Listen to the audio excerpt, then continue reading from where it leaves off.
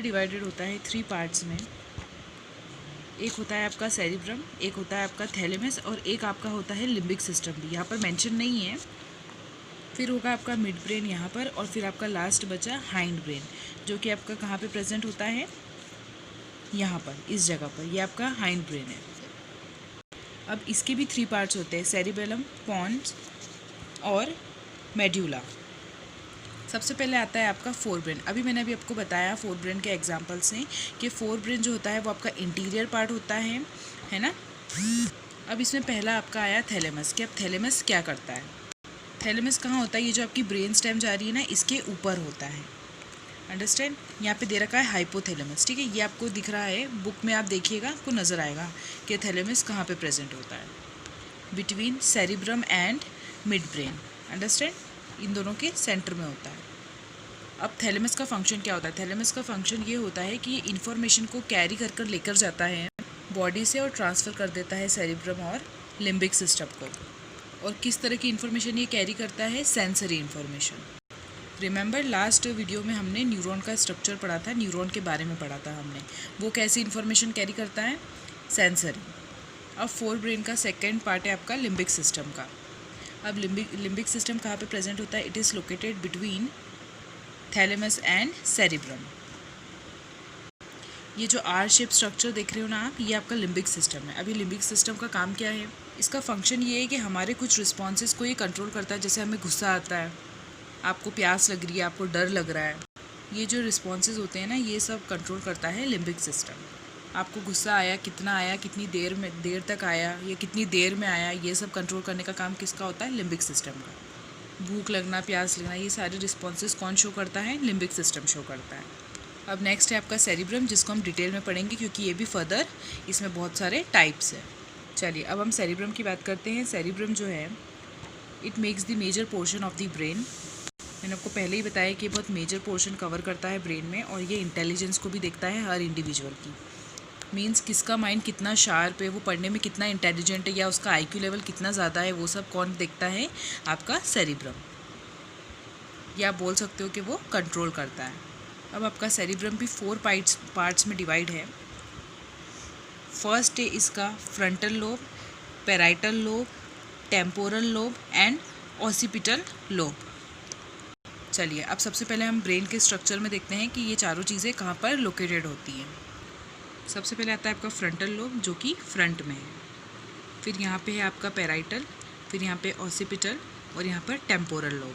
ठीक है, ये आपके 4 फर्दर डिवाइडेड है। कौन, सेरिब्रम।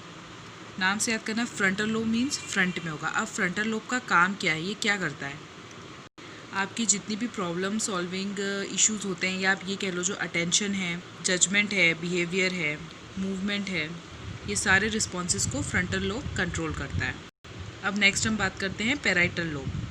पैराइटल लोब का काम ये होता है कि आपकी पेन को सेंस करता है। ये मतलब अगर आपको आप अगर अपने हाथ पे थोड़ा सा पिंच करो और आपको दर्द हो रहा है, तो मीन्स आपका पैराइटल लोब सही से काम कर रहा है।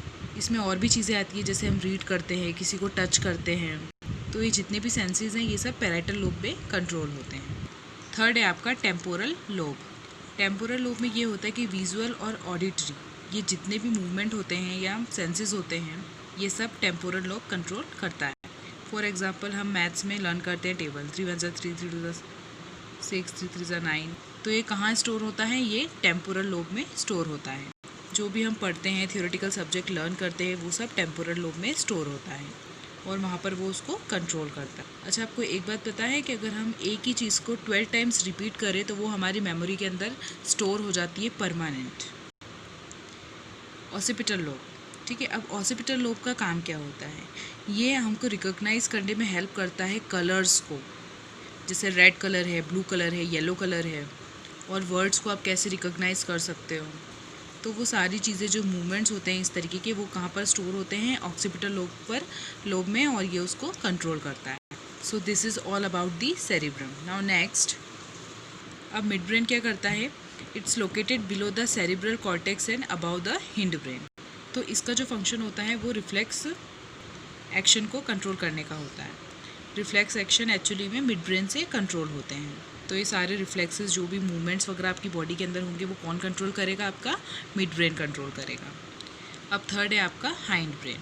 इसके अंदर भी 3 टाइप्स होते हैं, cerebellum, pons and medulla oblongata, which is further divided into 3 parts. Understand? पहली चीज़, हाइंड ब्रेन जो होता है वो आपके ब्रेन के बैक साइड में पाया जाता है या प्रेजेंट होता है। पहली वाली स्लाइड में मैंने आपको डायग्राम भी दिखाया था। हिंड ब्रेन जो आपका छोटा सा पोर्शन है ब्रेन के अंदर, उसके अंदर 3 पार्ट्स है, cerebellum, pons and medulla oblongata. अब जो सेरिब्रम होता है वो आपकी बैक साइड में प्रेजेंट होता है, इसको हम लिटिल ब्रेन भी बोलते हैं। अब ये क्या करता है? ये हमारे बैलेंस को कंट्रोल करता है और कोऑर्डिनेट करता है वॉलेंट्री मूवमेंट्स के साथ। वॉलेंट्री मीन्स इच्छा के अनुसार हमारी विल पावर को कंट्रोल करता है। फॉर एग्जांपल, आपको भागने का मन है, आप भागोगे, आपको बैठने का मन है, आप बैठोगे। मीन्स कि जो आपकी इच्छा के अनुसार चले, जो आपके अकॉर्डिंग वर्क करे। उन रिस्पॉन्सेज को जो कंट्रोल करता है उसको हम बोलते हैं सेरिबेलम। चलिए नेक्स्ट हम आते हैं पॉन्स। पॉन्स का मतलब होता है, अगर मैं लैटिन लैंग्वेज में बात करूँ तो पॉन्स को बोलते हैं ब्रिज। सेरिबेलम को भी लैटिन लैंग्वेज के अंदर लिटिल ब्रेन बोलते हैं। मीन्स ये एक ब्रिज का काम करता है।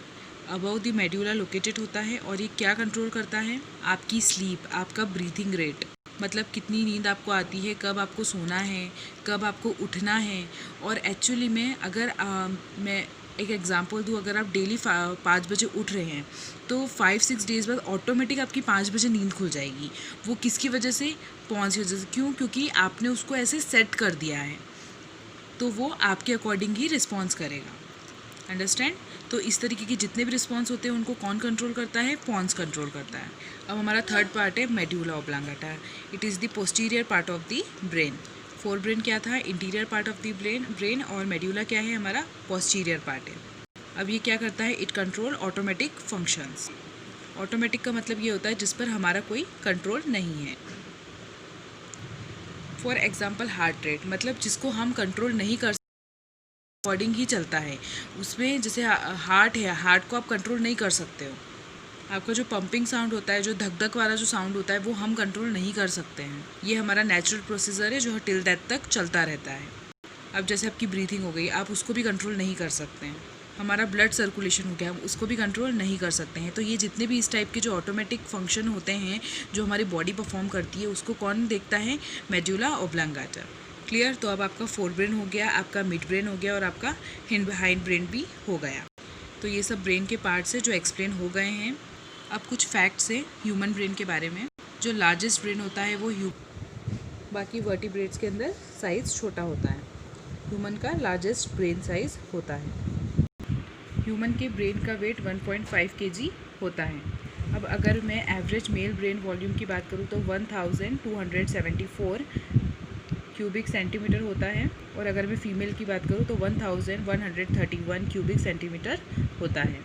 अब नेक्स्ट है, अगर मैं ह्यूमन बॉडी के वेट की बात करूँ तो उसमें जो 2% वेट होता है वो आपके ब्रेन का होता है।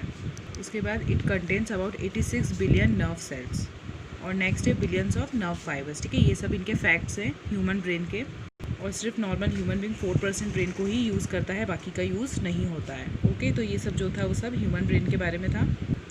So this is all about the human brain.